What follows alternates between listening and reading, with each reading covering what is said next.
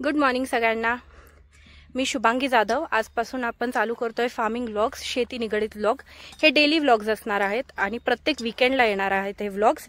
आणि कशा संदर्भात असणार आहेत, आम्ही शेतावर काय काय ॲक्टिव्हिटीज करतो, शेतीमध्ये काय काय नवीन पद्धती त्या आहेत, साऊथ आफ्रिकामध्ये आम्ही कोणत्या गोष्टी वापरतो, कोणते झाडं लावतोय, कोणती रोपं लावतोय, कोणत्या व्हरायटीज लावतोय, कशा प्रकारे औषधं वगैरे फवारणी करतोय, आणि त्याच्याच बरोबर शेतीमध्ये आम्ही ज्या शेतावर असतो तेव्हा काय काय गोष्टी करतो, या सगळ्या रिलेटेड हे फार्मिंग व्लॉग्स असणार आहेत।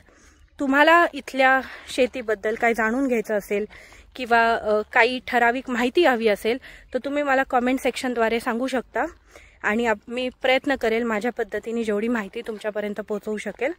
तर आता मी उभी आहे आमच्या चिलीच्या या फार्मच्या सेक्शनमध्ये आणि इकडे तुम्ही पाहू शकता आपण आंब्याची लागवड केलेली आहे। तर हे स्पेसिंग घेऊन आंबे लावलेत आणि त्याच्यामध्ये आंब्याच्या मध्ये जे डिस्टन्स आहे त्याच्यामध्ये आपण मिरची लावलेली आहे। तर ही जी व्हरायटी आहे मिरचीची, ही राजा व्हरायटी आहे, तुम्ही पाहू शकता इथे। तर ही छोटी आहे, आम्ही कालच तोडणी केली आहे मिरचीची आणि आता आज फर्टिलायझर टाकायचं ह्या सगळ्या मिरच्यांना। इथे थंडी आहे, पण थंडी असल्यामुळे टेम्परेचर दिवसाचं कमी नाही आहे, रात्री फक्त थंडी पडते इथे। आणि ह्या वर्षी थंडीमध्ये सुद्धा इकडे पाऊस होत आहे। तर अगदी म्हणाल तर 2 दिवसापूर्वीपर्यंत पाऊस होत होता आणि त्याच्यामुळे तुम्ही पाहू शकता झाडं अशी थोडीशी कोमेजलेली आहेत। आज त्यांना फर्टिलायझर पण टाकायचं, आज ऊन आलंय। तर असं आहे सगळं वातावरण इकडं शेतातलं।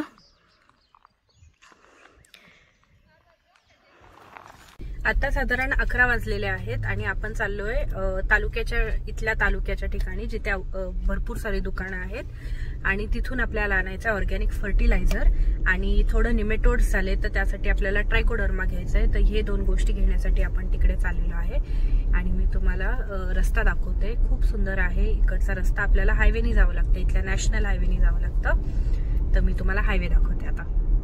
आणि साधारण एक 30 किलोमीटरच्या अंतरावर आहे, तर आपल्याला एक 20 मिनिटं लागतील तिथे पोहोचायला। आणि इकडे आहे माझा मुलगा रिधान आणि तो पण आता येतोय आमच्या बरोबर। त्यालाही आवड आहे शेतीची खूप आणि तोही गोष्टी ऑब्झर्व करतो आणि त्यालाही लागवड वगैरे किंवा सीड्स ह्या सगळ्या गोष्टी त्याला खूप आवडतात। इथे आहे माझे हसबंड रणवीर, तर आम्ही तिघही मिळून चाललेलो आहोत आणि आता तुम्हाला तिकडे गेल्यावर दाखवते मी।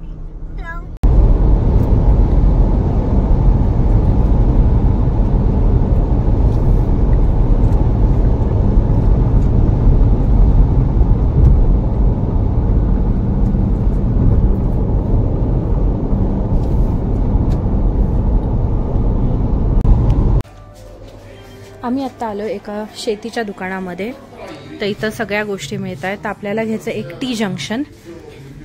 आपला जो ड्रिप पाईप आहे, मोठा मेन पाईप आहे पाण्याचा जिथून ड्रिप लाईन जात आहेत, तो आपला टी जंक्शन तुटलेला आहे, त्याच्यावरून चुकून ट्रॅक्टर गेल्यामुळे तो क्रॅक झालेला आहे। ते असं इकडे आहे। हा टी आपला खराब झालेला होता, तर हा टी आपल्याला घ्यायचा आहे। हा आता घेऊया।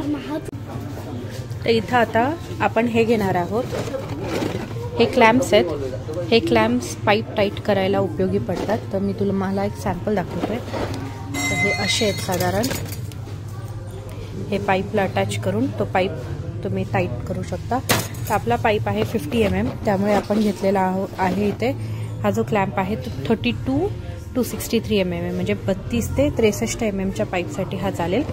आणि हा टी जंक्शन आहे जो आपल्याला घ्यायचा होता। ट्रॅक्टर ह्या टी जंक्शनवरून चुकून गेल्यामुळे तो क्रॅक झालाय, तो आता आपल्याला जाऊन फिक्स करायचा आहे आपल्या पाईपला। आता दुपारचे 2 वाजलेले आहेत आणि आम्ही आमच्या टोमॅटोची आता इथं बांधणी करत आहोत। तर तुम्ही पाहू शकता कशा प्रकारे आम्ही टोमॅटोज बांधलेले आहेत इकडे। आणि आम्हाला ॲक्च्युली टोमॅटो बांधायला थोडा उशीर ह्यासाठी झाला की आमच्या इथे खूप भयंकर पाऊस होता आणि त्याच्यामध्ये हे टोमॅटोज भरभर वाढले आणि ते खाली पूर्ण स्प्रेड झालेत। तर तुम्ही थोडेसे ना या टोमॅटोवर काही रोग पण आलेत, जसं अर्ली ब्लाइट आलेला आहे आणि अर्ली ब्लाइटवर औषध म्हणजे आता आम्ही स्प्रे घेणार आहोत संध्याकाळी मॅनकोजेबचा। तर ऑर्गॅनिक जर तुम्ही करत असाल तर पेन फ्लुइड म्हणून औषध मिळतं, त्याचं मेन इन्ग्रेडियंट मँकोझेब आहे, तर ते औषध आम्ही ह्याच्यावर मारणार आहोत आज संध्याकाळी. आणि दुसरी थोड्या आळ्या, हिरव्या आळ्या दिसल्या होत्या, त्याच्यामुळे आम्ही सगळे टोमॅटो जे खराब झालेले आहेत ते सुद्धा बाजूला काढून टाकतोय. तर आळ्यांसाठी आपण स्प्रे करतो कँग्रोशील्ड.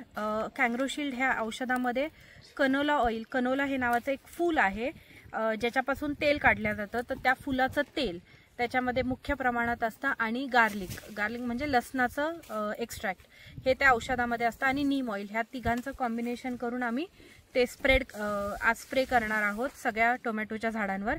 आणि हा आमचा एक रो कम्प्लिटली टाय करून झालाय, तर तो मी तुम्हाला दाखवते आता.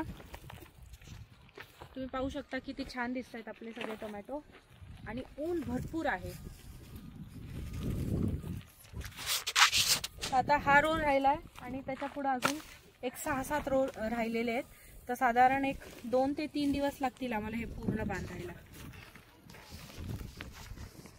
आणि आणखीन एक टिप, जेव्हा आपण टोमॅटो बांधतो तेव्हा तुम्ही इथं पाहू शकता आपण जास्त टाईट करत नाही आहोत, आपण इथे एक लूज हे ठेवत आहोत की जेणेकरून ही फांदी जेव्हा ग्रो होते तर ही तुटणार नाही. आणि मग इथं जे स्ट्रक्चर आपण उभं केलंय ते 2 मीटरवर असा क्रॉस खांब घेतलाय, प्रत्येक 2 मीटरवर, आणि 1 मीटरवर मध्ये असा स्ट्रेट खांब घेतलाय.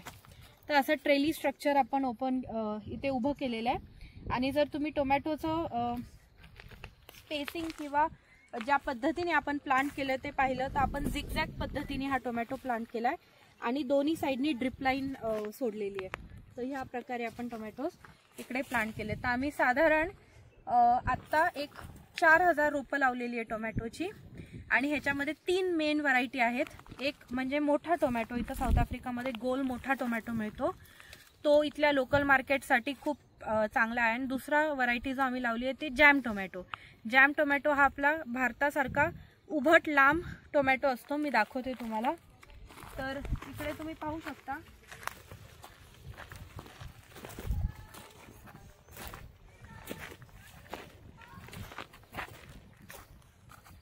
हा जो टोमॅटो आहे हा असा लांबकुळा टोमॅटो आहे, हा जॅम टोमॅटो आहे इथे. तर आणि दुसरी व्हरायटी जी मी तुम्हाला सांगितली तो गोल मोठा टोमॅटो, तो साधारण ह्याची साईज एवढी. आणि अजून एक व्हरायटी आपण लावली आहे तर त्यामध्ये त्याची साईज अजून थोडी मोठी होती. आणि हे तुम्ही पाहिले आपण सगळे ट्रेलीवर आता बांधून घेतलेत. सगळे खराब ब्रांचेस, खराब टोमॅटो सगळे क्लीन करून झालेत.